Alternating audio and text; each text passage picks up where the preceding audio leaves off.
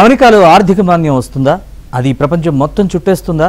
అసలు విదేశాల్లో మన వారికి కొత్త ఉద్యోగాలు వస్తాయన్న విషయం మర్చిపోవాలా? ట్రంప్ టారిఫ్స్ ప్రపంచాన్ని కుదిపేస్తున్నాయా? అమెరికా చైనా మధ్యనున్న ఈగో క్లాషెస్ ఎటువైపు దారితీస్తాయి?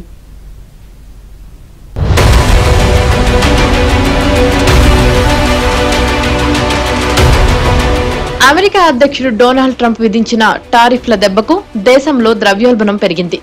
ధరలు ఆకాశాన్నంటడంతో అమెరికన్లు రోడ్లపైకి రావాల్సిన పరిస్థితి. ఆర్థిక మాంద్యం వచ్చే ప్రమాదముందని జేపీ మోర్గాన్ సంస్థ విశ్లేషించింది.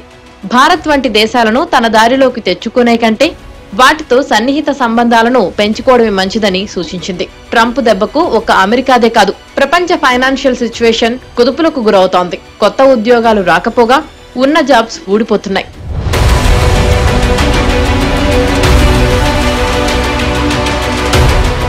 అయితే ట్రంప్ మాత్రం ఇప్పుడు పరిస్థితి ఎలా ఉన్నా భవిష్యత్తు బావుంటుందని హామీనిస్తున్నారు. ట్రంప్ విధానాలను అమెరికా సంపన్నులు వారెన్ బఫెట్ సహా అందరూ తప్పుపడుతున్నారు. వాణిజ్య భాగస్వామిగా అమెరికాపై మిత్రదేశాలకు ఉన్న నమ్మకం పోతుందని హెచ్చరించారు. తప్పుడు లెక్కలతో ట్రంప్ ఆర్థిక వ్యవస్థని వెనక్కి లాగుతున్నారని ఆరోపిస్తున్నారు. చాలా మంది అమెరికన్లు తమ జీవితాలను దుర్భరంగా మార్చుకునేందుకు ట్రంప్కు ఓటేశామా అంటూ ఆవేదన వ్యక్తం చేస్తున్నారు.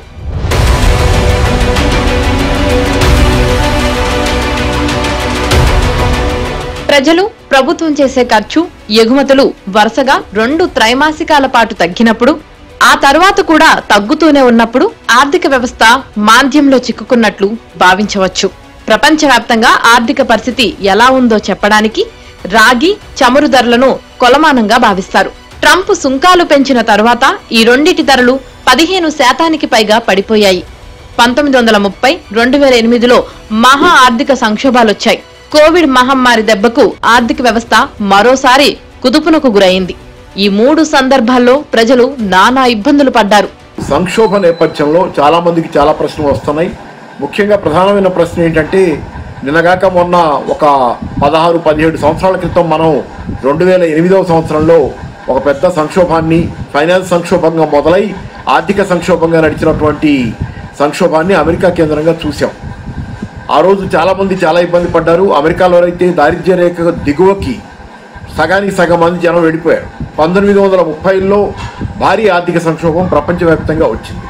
మరి అట్లాంటప్పుడు ఇవాళ సందేహాలు ఏంటంటే, మళ్ళీ అలాంటి సంక్షోభం దిశగా ప్రపంచం వెళ్తుందా అనేది షేర్ మార్కెట్ల పతనం కానీ, ఆర్థిక వ్యవస్థల్లో మందగమనం కానీ, వృద్ధి రేటు పతనాలు కానీ, మాంద్యం గురించిన హెచ్చరికలు కానీ ఈరోజు ఆ ప్రశ్నలు తెచ్చిపెడుతున్నాయి. ఆ రోజు ఫ్రాంక్లిన్ డిలానో రూజ్వెల్ట్ అమెరికా అధ్యక్షుడు, ఆయన తీసుకున్న విధానాలు, అమెరికాలో ప్రజాహిత కార్యక్రమాలు అంటే ప్రభుత్వమే డబ్బు ఖర్చు పెట్టి ప్రజలకు ఉపాధి కల్పించే కార్యక్రమాలు లాంటివి టేకప్ చేశాడు ఆయన. అట్లా ఆయన రైలు పట్టాలు ఎక్కించినట్టుగా ఆ రోజు ఆర్థిక వ్యవస్థను పట్టాలు ఎక్కించాడు. అది కోలుకుంది. ఆ రోజు ప్రభుత్వం డాలర్లు ముద్రగొట్టి ప్రజల కొనుగోలు శక్తిని కాపాడింది మొత్తంగా. అయితే ఈరోజు ఓవరాల్గా పరిస్థితి మారిపోతుంది. డాలర్లు ముద్రగొట్టే స్థితి కూడా లేదు ఈరోజు. ఎందుకంటే డాలర్లు ఎక్కువ ముద్రగొడితే డాలర్ చిత్కాయితం అవుతుంది, ద్రవ్యోల్బణం పెరుగుతుంది. ఎక్కువ కరెన్సీ చలామణిలో ఉన్న కొద్దీ, సప్లై పెరిగిన కొద్దీ కరెన్సీ ధరలు పెరిగిపోతున్నాయి, డబ్బు విలువ పడిపోతుంది.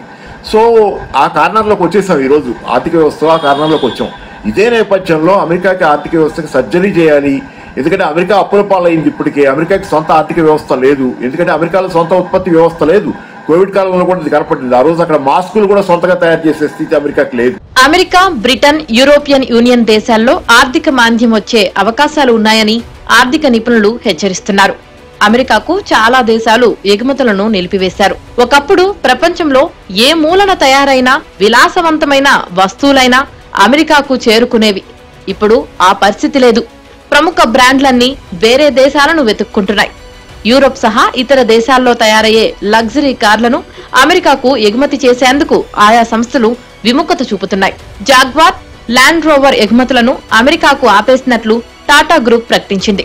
ప్రపంచంలోనే అతిపెద్ద కార్ల తయారీ కంపెనీల్లో ఒకటైన ఫోక్స్ వాగన్ కూడా ఎగుమతులను నిలిపివేసింది. ఈ కంపెనీ ఆధీనంలో ఆడి, పోర్షే, బెంట్లీ, స్కోడా, లంబోర్గినీ వంటి బ్రాండ్లు ఉన్నాయి.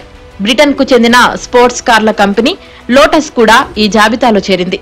నిస్సాన్ కూడా మెక్సికోలో నిర్మించే ఇన్ఫినిటీ ఎస్యూవీ ఆర్డర్లు తీసుకోవడం లేదు.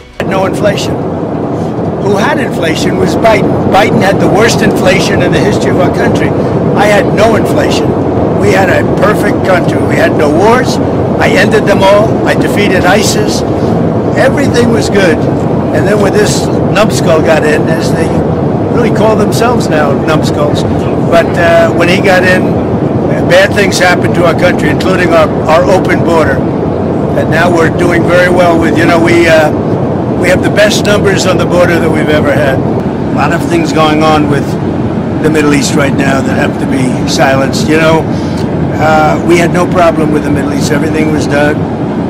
We had no problem with Iran. We had no problem with anybody. And then you had October 7th. Electronics, hitech వస్తువుల తయారీలో వినియోగించే 7 అరుదైన ఖనిజాలను అమెరికాకు ఎగుమతి చేయడం తగ్గించాలని చైనా నిర్ణయించింది. వీటిని వాడి లేజర్లు, శక్తివంతమైన మ్యాగ్నెట్లు, జెట్ ఇంజన్ కోటింగ్లు, టెస్లా కార్ల తయారీలో వాడుతుంటారు. దీంతో పాటు సిటీ స్కాన్లలో వినియోగించే ఎక్స్రే ట్యూబ్ల ఎగుమతులపై దర్యాప్తు చేపడతామని బీజింగ్ వెల్లడించింది. ఈ నిర్ణయం అమెరికా వైద్య రంగంపై ప్రతికూల ప్రభావం చూపనుంది. చైనాపై ట్రంప్ 34% ప్రతీకార పన్నులు విధించింది. చైనా దారిలోకి వస్తుందని ట్రంప్ భావించారు. అయితే డ్రాగన్ కంట్రీ రివర్స్ అయింది. మిగతా దేశాల మాట అటుంచితే అమెరికా, చైనా మధ్య వాణిజ్య యుద్ధమే ప్రపంచాన్ని ఆర్థిక మాంద్యంలోకి నెట్టేసే అవకాశముంది.